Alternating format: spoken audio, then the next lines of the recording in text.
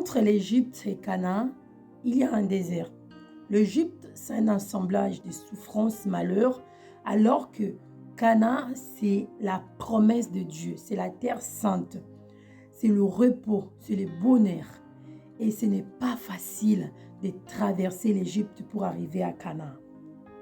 Il est dit dans la Bible, en Jacques 1, verset 12, « Heureux l'homme qui supporte patiemment la tentation, car après avoir été éprouvé, il recevra la couronne des vies que le Seigneur a promise à ceux qui l'aiment. » Donc, il y a une promesse pour ceux dont le cœur est pur.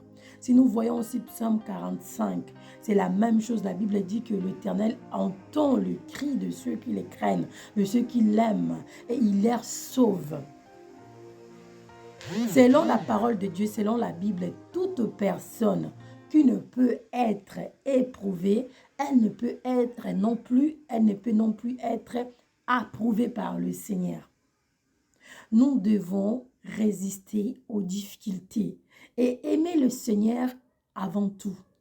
Car le Seigneur impose les déserts à tous ses enfants. C'est son école de toute façon. C'est l'université que Jésus lui-même a instauré, je peux dire. Il impose à tous ses enfants. Mais la durée de ces déserts ne dépend pas du Seigneur. Jamais. Ça dépend de nous, de notre attitude pour recevoir notre diplôme. Pour recevoir ton diplôme, tu as besoin d'aimer le Seigneur, de ne pas murmurer, de lui dire « je souffre mais je t'aime ». C'est toi qui vas me faire sortir de ces déserts. Le monde m'a rien